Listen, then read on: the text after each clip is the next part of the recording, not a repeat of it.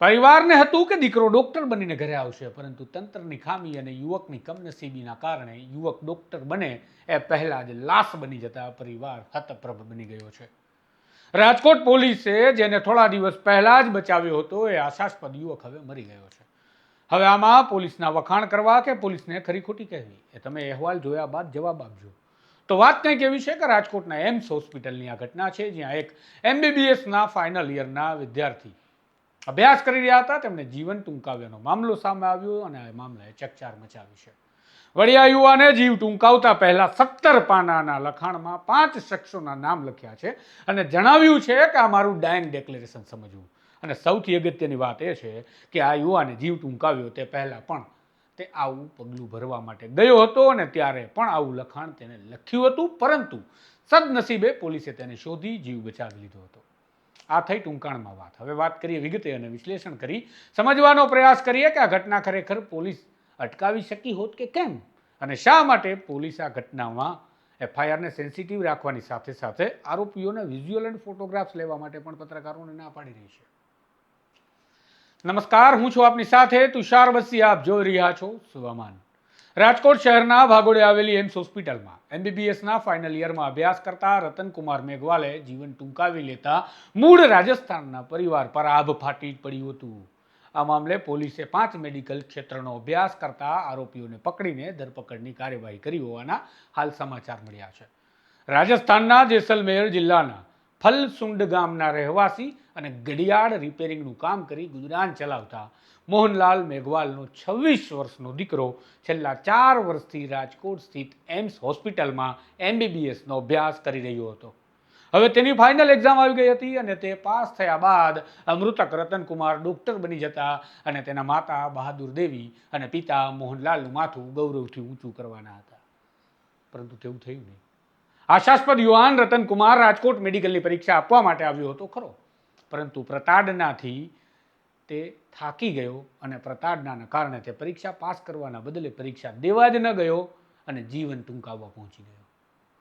ગતરોજ રાજકોટના રેલવેની લાઇન પર જઈ રતનકુમારે જીવન ટૂંકાવી લીધાની માહિતી મળતા જ તેનો પરિવાર રાજસ્થાનથી રાજકોટ ખાતે પહોંચી ગયો હતો અને જાણે પરિવારમાંથી આભ ફાટ્યું હોય તેવી આ તેમની સ્થિતિ હતી. પરંતુ આવું થયું કેમ?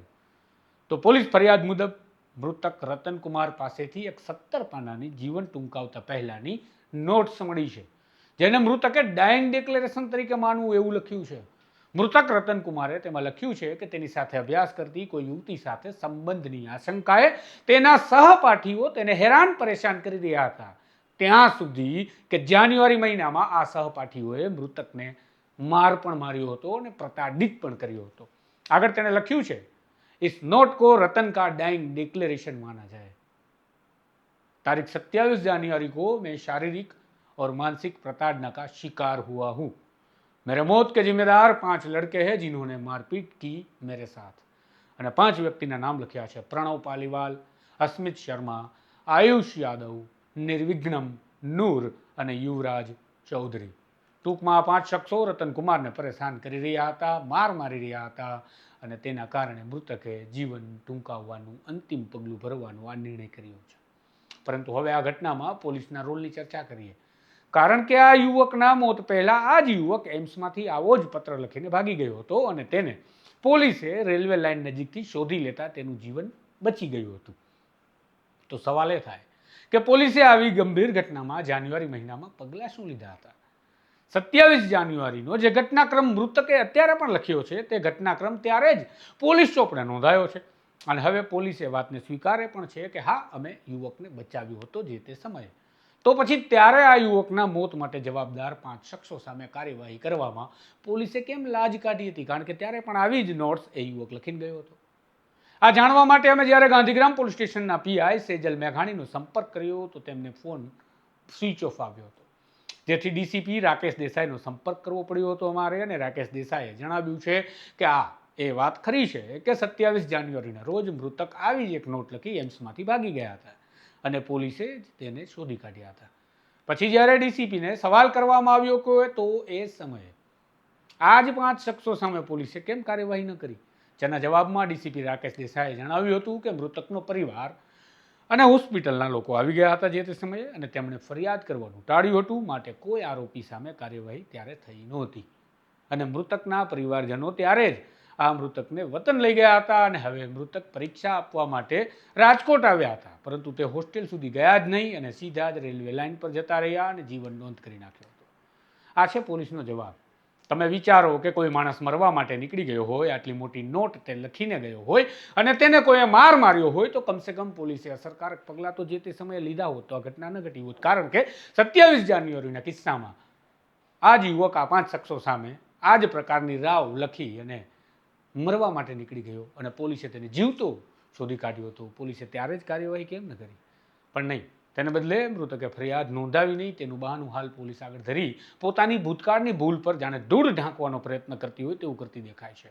રાજકોટના પત્રકાર મિત્રો એવું પણ જણાવે છે કે પોલીસે હાલ આ 5 જે આરોપીઓની ધરપકડ કરી છે તેના વિડીયો ફોટો લેવા માટે પણ શરૂઆતમાં નિર્ણયો ભણ્યો હતો અને બાદમાં પત્રકારોના દબાણ બાદ પોલીસે એવો રસ્તો કાઢ્યો હતો કે અમે વિઝ્યુઅલ અને ફોટોગ્રાફ પત્રકારોને આપી દઈશું, તમારે લેવા આવવાની જરૂર નથી. આ વાત પરથી વિચાર આવે છે કે આ એ જ પોલીસ છે જે 5-25 હજારના ફ્રોડના આરોપીને પકડી લાવે તો પણ જાણે મોટું તીર માર્યું હોય તેમ પત્રકારોને બોલાવી આરોપીને બેસાડી મોટી મોટી ગુલબાંગો પત્રકાર પરિષદમાં ફૂંકતા હોય છે અને રિકન્સ્ટ્રક્શનના નામે વરઘોડા કાઢતા હોય છે. તો પછી એક આશાસ્પદ યુવકના મોત માટે મજબૂર કરનારા આ 5 આરોપીઓને માટે પોલીસનું આવું કૂણું વલણ કેમ થતું હશે? રેગિંગ કમિટી શું કરી રહી હતી? આ ઘટનાક્રમ જાન્યુઆરીમાં ઘટ્યો ત્યારે તેની તપાસ કરવા માટે અમે વાત કરી એમ્સના ડેપ્યુટી ડિરેક્ટર સાથે પ્રયાસ કર્યો કે તમે શું કરી રહ્યા હતા રેગિંગ કમિટીમાં. તો અંકુર પ્રતાપ જેઓ ડેપ્યુટી ડિરેક્ટર છે એમ્સના, તેમનો સંપર્ક કરવા માટે મેં પ્રયત્ન કર્યો, પરંતુ તેઓ ફોન ઉઠાવી રહ્યા ના હોય અમે કોઈ માહિતી મેળવી શક્યા નથી. પરંતુ સૂત્રો કહે છે કે રેગિંગ કમિટી દ્વારા જે તે સમયે બંને પક્ષેથી મળેલી ફરિયાદ બાબતે નિવેદનની કાર્યવાહી થઈ હતી. હાલ આ મામલે આરોપી પ્રણવ પાલીવાલ, અસ્મિત શર્મા, આયુષ યાદવ, નિર્વિઘ્નમ નૂર અને યુવરાજ ચૌધરીની ધરપકડ કરી SC/ST સેલના એસીપી ચિંતન પટેલ તપાસ કરી રહ્યા છે.